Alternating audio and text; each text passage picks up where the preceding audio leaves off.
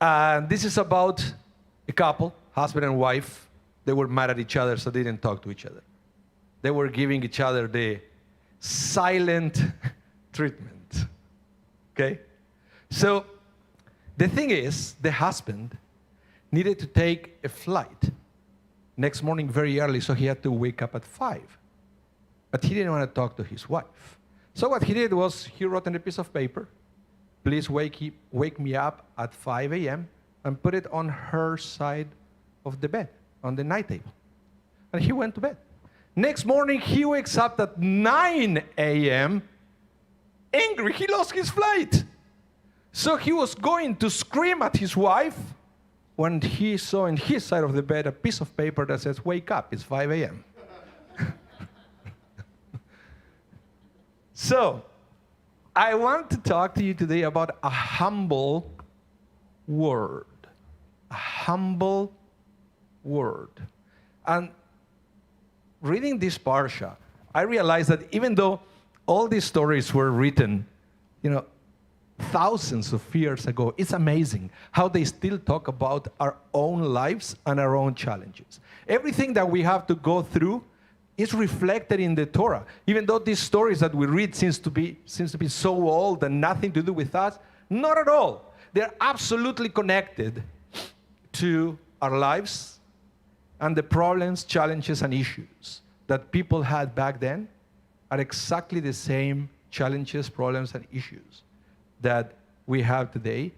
And by learning of their mistakes and by learning of their successes, we can have a better chance to deal with the same situations in these generations. So in this week's Parsha, what you have to realize that, yes, it's about a king and a kingdom and a wizard and a curse and a blessing, but it's all about ego and jealousy. And this is something that we can all relate. We all have to struggle with our own ego, and sometimes with other people's egos, and with our own jealousy, and sometimes with other people's jealousy. Is something that is very present in our lives. So let me tell you what's going on here. I had to start, I guess, recapping last week's parsha. The people of Israel left Egypt, right?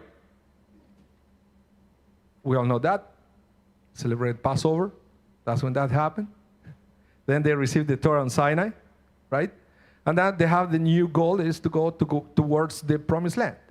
Now, they had a little problem because they couldn't teleport to the promised land. They have to go through other nations in order to reach the land of Canaan. But it wasn't that easy. They couldn't just go through other nations. They have to ask permission to the king of the land. Hey, can I go to the other side of your land? Because our destination is a little further. So last week's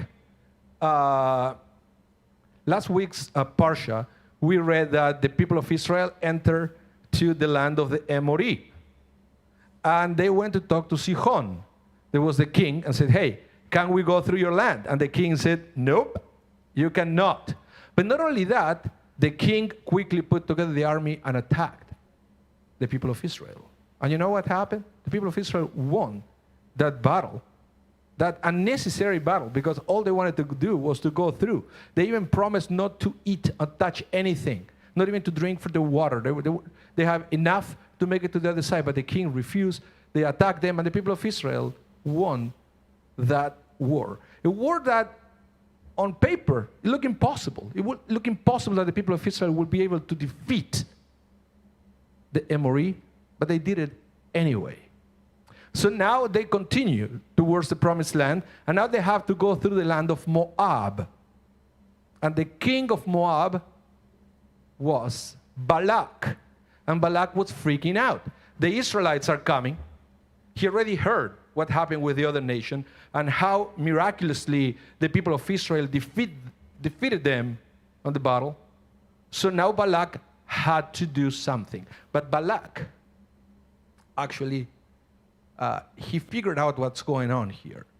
Balak realized that the strength of the nation of Israel was not on the sword, Their strength was that they have the capacity to connect with their God, and whenever they pray to God, God responded to them, and they were able to defeat the Amoree.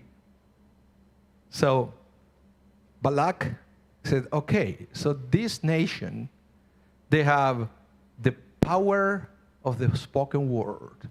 They pray, God answers. They have a leader that is Moses, that is pretty much the same. Moses prays to God, God answers to him. So I said, I'm going to do the same.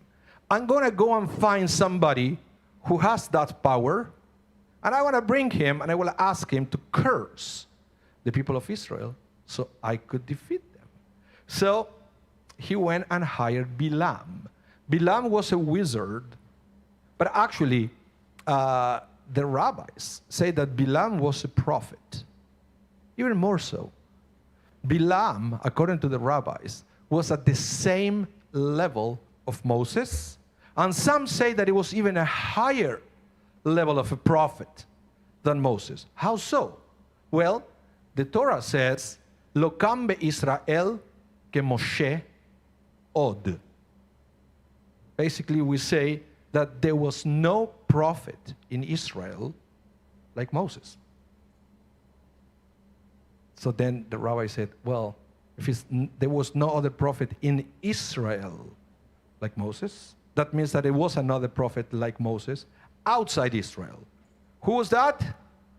Bilam.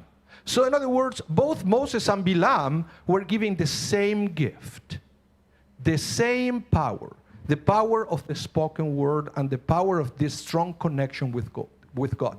The power of a prophecy like we've never seen anywhere else. They were both the same. But unfortunately, what happened is they both take their gifts in different directions.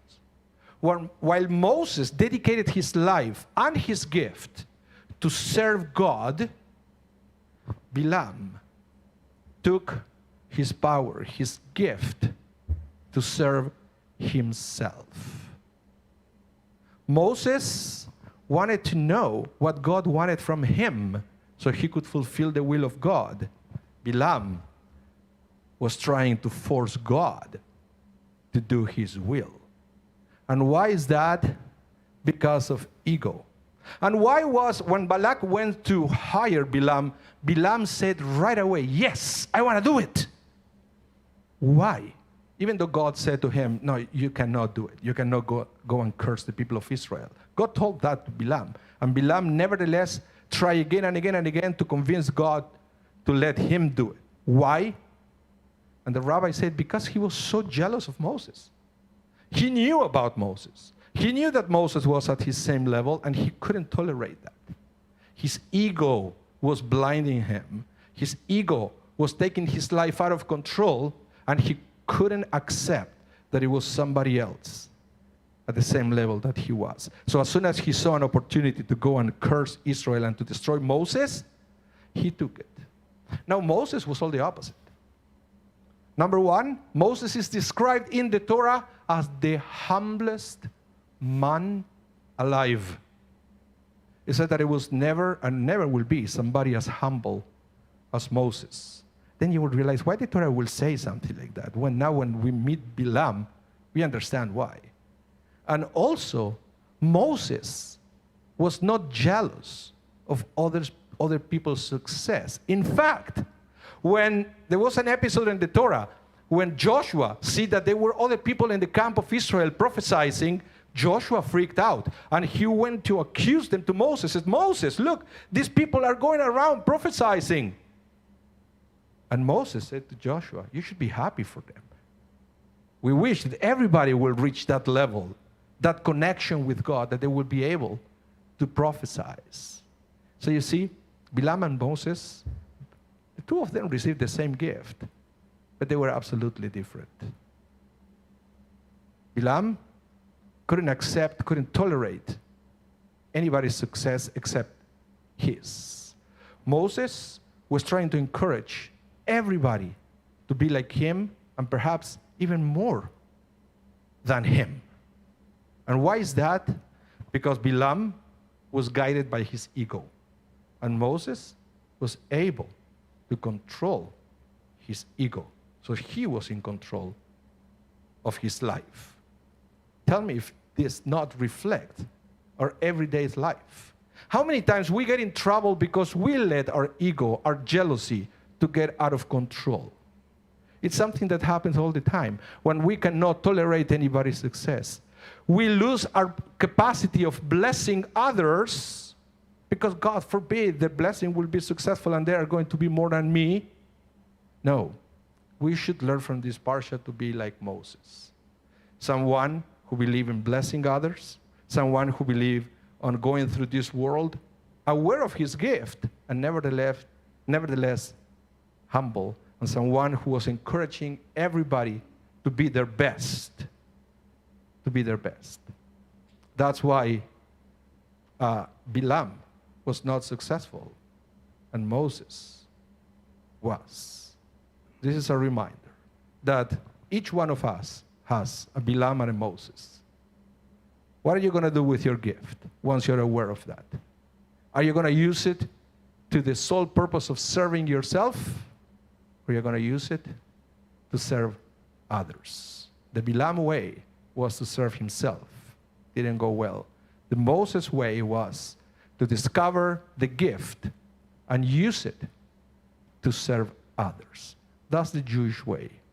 That's the Jewish way. And that's the only way that we can bring redemption to this world. When we realize that we have the power of blessing others, but only if we can do it from a humble place with a humble word. Shabbat Shalom, everyone.